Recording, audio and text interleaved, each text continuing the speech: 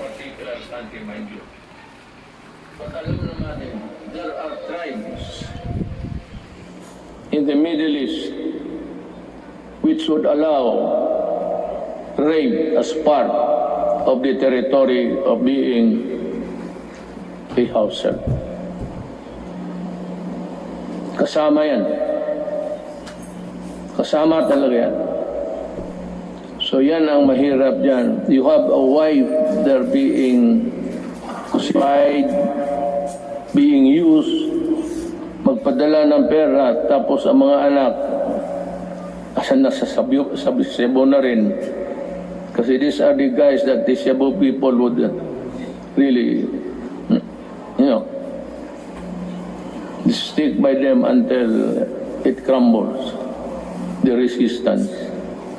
And then you have plenty of this all over the country. Hindi lang nila alam. Yung sinasabi nila ng misery sa human rights, plus 10 yan. Not to count the victims of crimes perpetrated by people addicted to smoke. That is the reason why I'm so vicious in my galit talaga ako. Kasi nilalaroan tayo. Well, I don't know. Any other president might, pero ako ayaw kong lalaroan ng Pilipino. Do not do it in my country because I will really kill you. That is a commitment. Owning safe, decent, and affordable housing is every Filipino's dream. But the housing market remains inaccessible to most of our countrymen. I renew my call for Congress to pass the National Housing Development Bill and the Rental Housing Subsidy Bill. These will enable all Filipinos, regardless of social status, to live in decent homes where their families can lead meaningful lives. I also call on Congress to amend Republic Act number 10912 for the Continuing Professional Development Act of 2016. In this time of great pandemic and forthcoming reconstruction, requiring professionals to undergo seminars is burdensome and not realistic. This must end. Ito pang isa. May mga profession. Singit ko na lang lahat to tell this is to inform the nation. May mga profession na they would require, I think it's the nicest, they would require them to come to Manila to retrain and for another round of expenses. Itong mga seminar na ito dapat mahinto. I don't know in other provinces, but during my time itong sa barangay expeditions ng mga opisyal, hininto ko rin yan. And which reminds me, I will act on this also in due time.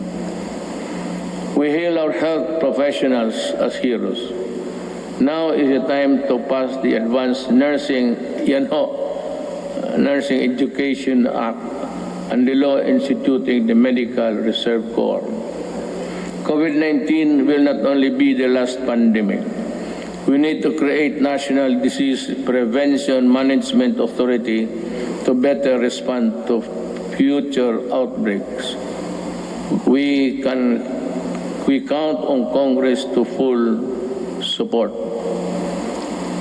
You can just let it remain for a while in the Department of Health kung wala pang pera, but you have to expand the services.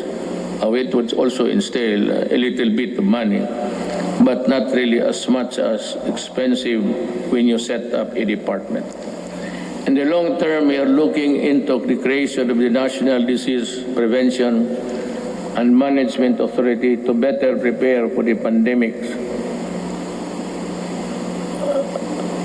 protect lives, and allow development to proceed even in the worst of times. We are counting on the full support of Congress for this critical, important endeavor.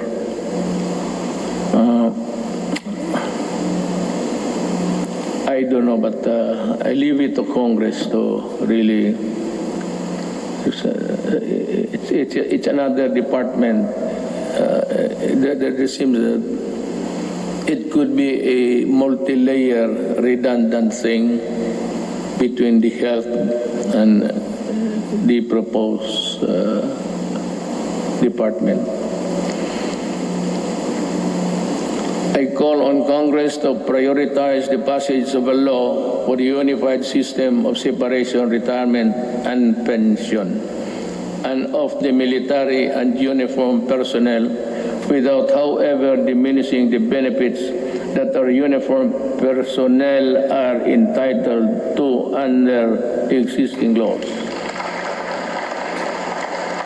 There is a need to adjust the pension system, which will be applicable only to the newly hired uniformed personnel, so as not to cause a ballooning effect against the budget of the military in the years to come, and yet maintain the pension benefits those already in service under the present law. This issue needs a solution now. Umpisa natin ngayon para hindi na maging problema sa sunod na mga taon.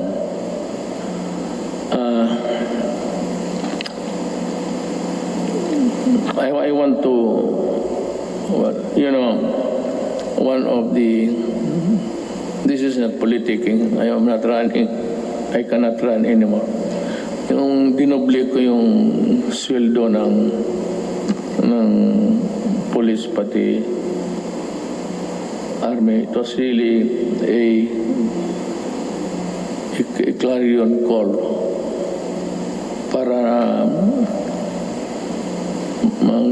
for them also to have a decent life, and that they're able to get the things which ordinarily cannot be reached by any government employee. Ang akin doon is yung corruption. That maybe it might be a vain attempt, but maybe dagdagan ng sweldo para it would be a hedge against corruption. We must also modernize the Bureau of Fire Protection and the Bureau of Immigration with urgency. Alam mo, sa Davao, and if you go there, I can show you, one of the serviceable trucks, fire trucks that we have in the city of Davao. Of course, ang city meron ng sarili, aside from the Bureau of Fire, which is really national. Meron yung Bureau of Fire, would you believe it, serviceable still. Ang pangalan ng truck is Studebaker. Ang katawan, ang talagang matatag ang katawan. Kaya ang makina isuso. Pero okay pa rin. It can put out. But totoo. This is how this Bureau of Fire issue medyo na overlook natin ng matagal. I emphasize the creation of the Department of Disaster Resilience and our people's safety, which cannot be delegated to any council or commission. Equally important is the establishment of evacuation center in every city, province, municipality throughout the country. We must act before another major disaster shakes into action. Problem is, disaster and even a fire, this cannot be made a study for projection when the earthquake would suddenly come and make a big crack there. Hindi natin alam talaga. Ang ibig kong sabihin, this will require more than just one brain work kung paano talaga itong how to prevent or avoid disaster. It will be, by the way, just before starting, I was tempted to say it, pero baka magtindigan kayo. It will be all right for me if Bongo will just stay. Wala akong problema. Sabi ko na this piece of speech of mine would be one of the longest SONAs that I will deliver. Nakita ko yung page pagbigay sa akin, yung ibang input akin, pati yung iba lahat. Ang nangyari po, binalik ko sa kanila. Make it short. Pagbalik sa akin, mas makapal na. Ako po, tangin. Nandyan na ngayon. Ito na ngayon. The responsible extraction and equitable distribution of natural resources remain among my non-negotiables. I reiterate the need for the passage of the National Land Use Act, which has been pending for decades. Pakisilip lang ho ninyo yan. For the rest of my term, I hope to see concerted efforts in protecting the environment. The rehabilitation of Boracay Island showcased our resolve to safeguard the environment.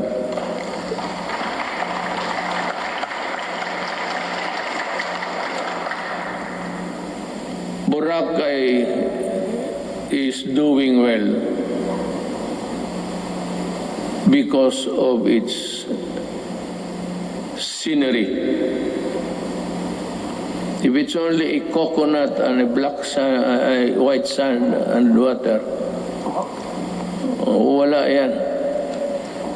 Pero you add the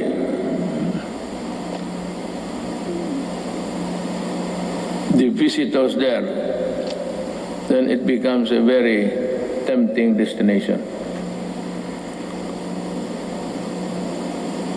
We have seen remarkable emergence of the island back to its former glory.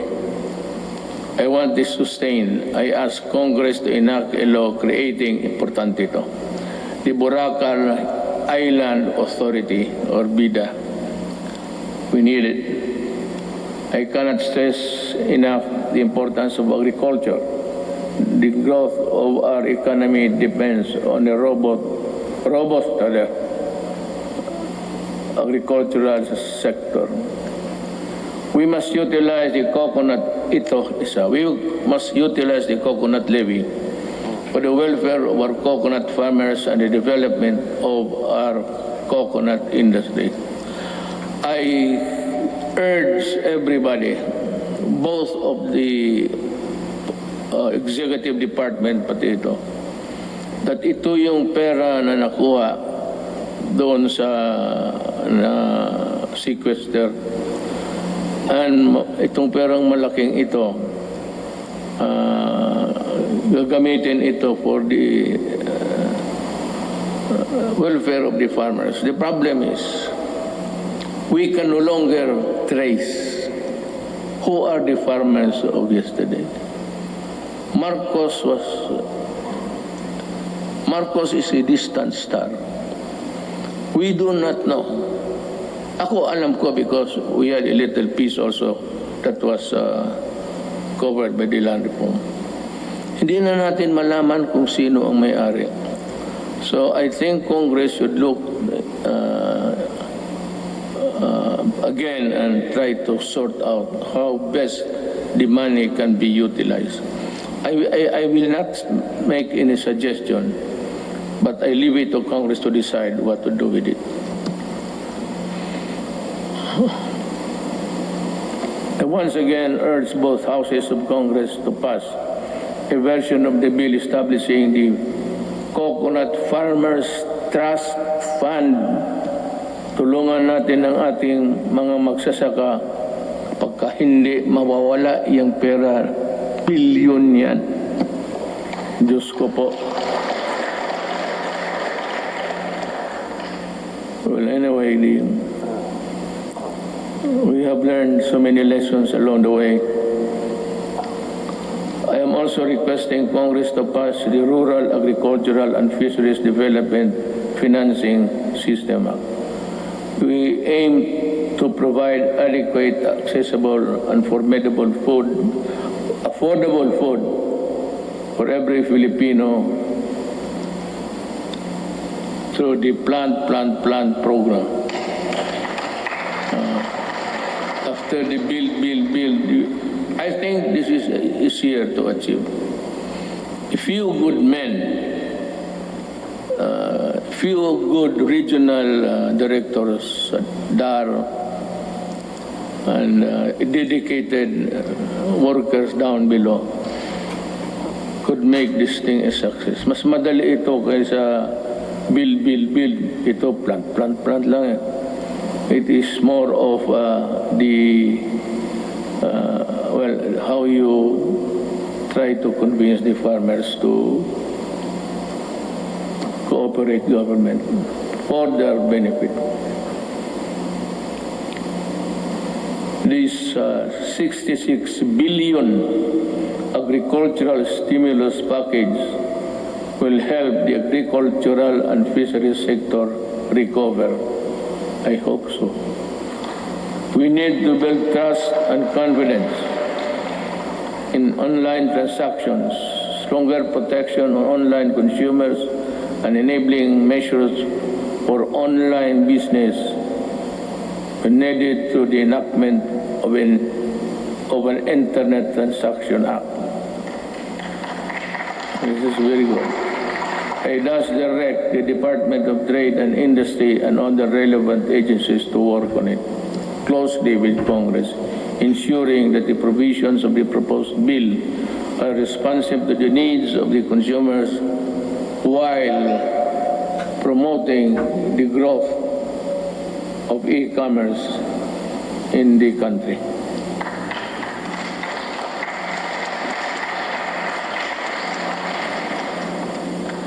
If you are tired of clapping, you just say so I can make a shortcut. Pabilisan lang. On the path of better governance, we travel with other partners, both old and new, have helped bolstering the antiquated public health system, for bringing home a load of Filipinos overseas, for filling in supply gaps for crucial medical supplies and equipment and staple food. For these and many more, the Philippines thanks all friendly nations. We will never forget your kindness and your timely support. Within ASEAN and beyond the Philippines, we will continue to work with partners to address global perils and ramp up cooperation to secure for our peoples greater peace, progress, and prosperity. The Filipino nation claims its rightful place in a community of sovereign states. Thus, we will continue to pursue an independent foreign policy. Let me be very clear about this. May I cut my prepared speech? Alam mo, I read a little over 3 weeks or last month na the Americans intends to go back to Subic. I I'll just put on record my thoughts. I have nothing against America. I have nothing against China. But if you put bases here, you double the spectacle of a most destructive thing. Just like Manila during the Second World War, during the retaking of this city, one of the most devastated cities in the world. Kaya maglagay-lagay ka ng base at this time. This will ensure if war breaks out, because there would be atomic arsenals brought in. This will ensure the extinction of the Filipino race.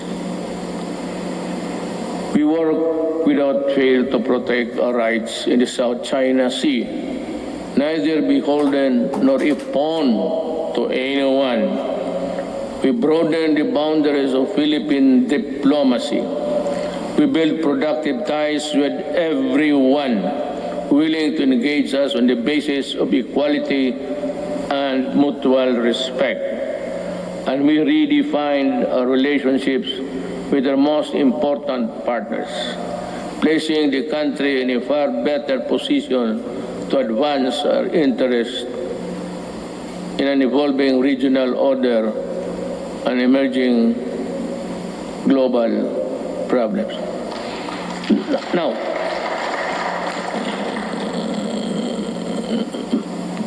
plenty of critics, both sides, claim about nothing has been done to retake forcefully or physically the South China Sea.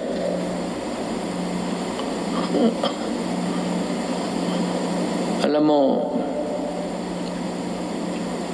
unless we are prepared to go to war, I would suggest that we better just call off and treat this, I said, with the diplomatic endeavors. China is claiming it. We are claiming it. China has the arms.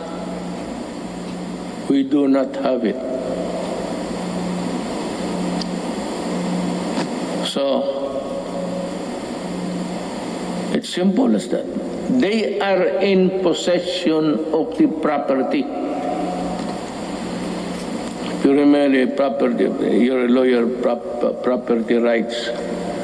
They are, it has nothing to do with the Philippine laws on property. But it's akin to, they are in possession. So what can we do?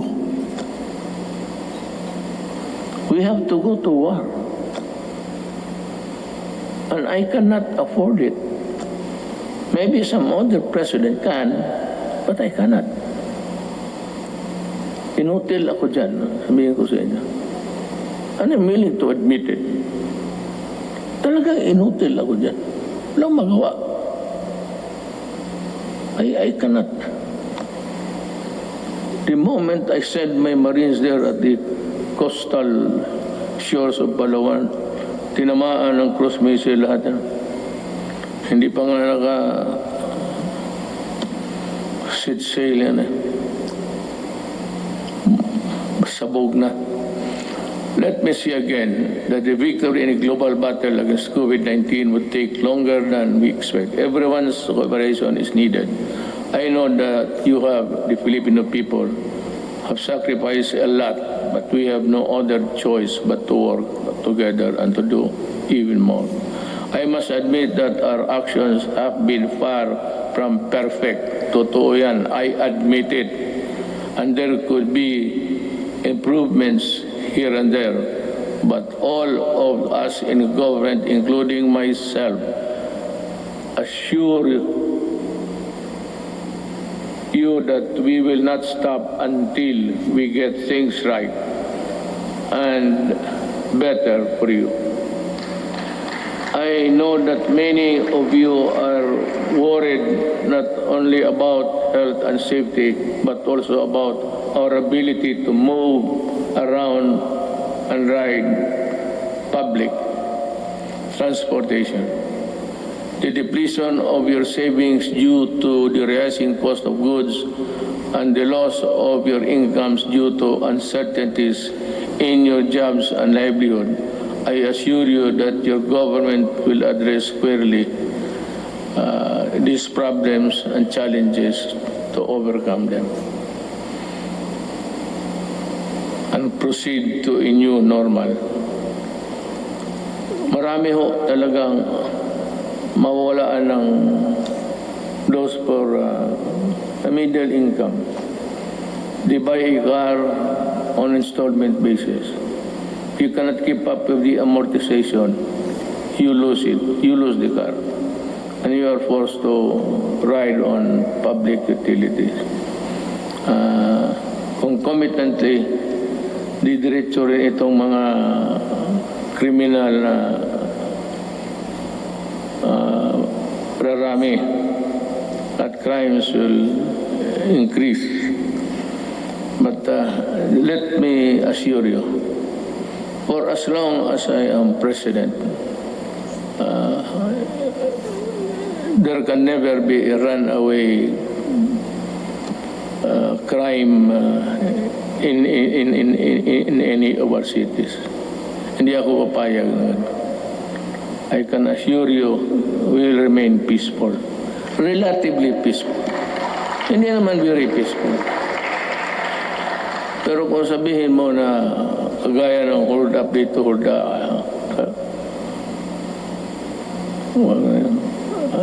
alam naman nila kung anong mangyari. You know what will happen to you. I am addressing myself to the criminals. You commit hold-ups, you commit rape, you commit all sorts of things, and you harm the public, then kaaway mo na ako. Pag bumalik kayo sa dati, gaya noon, patong-patong na naman ang patay dito. Sigurado, hahanapin ko kayo. Do not ever go back to your old ways. Maghanap na lang kayo ng anong trabaho dyan. Magtiis kayo. To open up the economy to pre-COVID-19 levels at this time is not an option because whatever good it can produce will only be gobbled up or be outweighed by the bad it will generate sometimes. Haste makes waste. The recent upsurge of infection, when you open little windows of resumption of business, is proof of that. I am happy that I have talked to you today. You know, in other places, they opened up too early, too soon. America is one. China, well, fortunately, it was arrested on time. China and the rest, for those who open up, and those who do not follow the protocols of at least the World Health Organization, they are suffering. And they have at least 140 deaths. And America, kukulang sila lahat. No nation on earth was really prepared for COVID. No amount of preparation because that kind of microbes visits about once every 100 years. Wala man yung mga tatay natin. What they suffered was Second World War.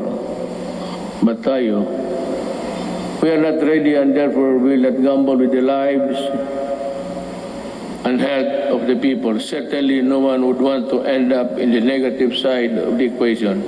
Not me, not us. All I ask is that you continue to put your faith in your government and work with us in achieving what is best for the country and our people.